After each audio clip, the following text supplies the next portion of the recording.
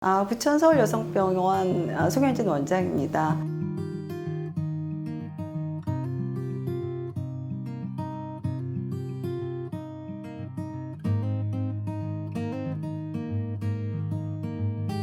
오늘은 습관성 유산에 대해서 말씀을 드리고자 합니다.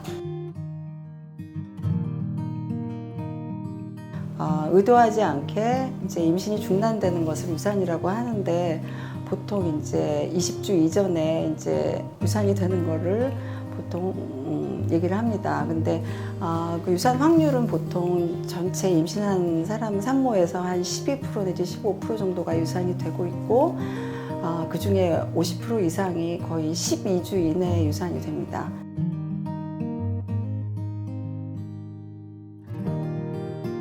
습관성 유산은 과거에 이제 했을 때는 3번 이상 그 연속적인 그런 유산을 경험했을 때를 이제 습관성 유산이라고 얘기를 했습니다, 과거에는. 그런데 요즘에는 그 범위가 좀 많이 좀 달라졌는데, 실제적으로 뭐 심장이 뛰다가 안 뛴 걸 경험을 2회 이상 했거나, 또는 환자의 나이가 뭐 35살 이상이거나, 난임 환자 같은 경우는 3번이 아니라 2번만 이렇게 연속적으로 유산이 돼도 이제는 좀 습관성 유산 검사를 해야 되겠다, 이제 이런 추세로 가고 있고요.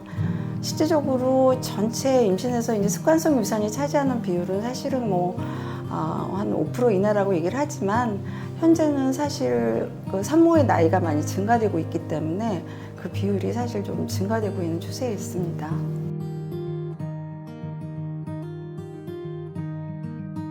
유산의 정의 자체가 의도하지 않은, 내가 인위적으로 의도하지 않은 임신의 중단을 얘기를 하는데, 사실 인공 임신 중절은 내가 의도한 거죠. 그러니까 이제 습관성 유산에 안 들어가고, 자궁의 임신도 사실은 그 임신 자체가 유산이 되기보다는 발견이 됐을 때 우리가 그거를 스톱을 시키는 그런 상황이기 때문에, 그거는 거기에 포함은 안 되는 것으로 알고 계시면 되겠습니다.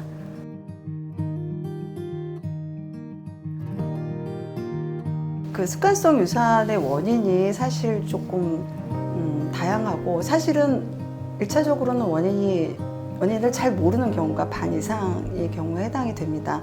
그렇지만 이제 그런 와중에도 이제 몇 가지 이제 검사를 통해서 실제적으로 습관성 유산이 왜 일어나는지를 이제 확인을 하게 되는데, 크게 이제 보면은 뭐 유전자적 염색체 이상인 경우, 또 자궁의 뭐 형태 이상인 경우, 또 면역학적인 원인으로 유산이 되는 경우, 또는 뭐 내분비학적으로 유산이 되는 경우, 그런 원인이 돼서 유산이 되는 경우, 뭐 이렇게 카테고리를 하게 되면 한 4-5개의 카테고리로 나눌 수가 있습니다.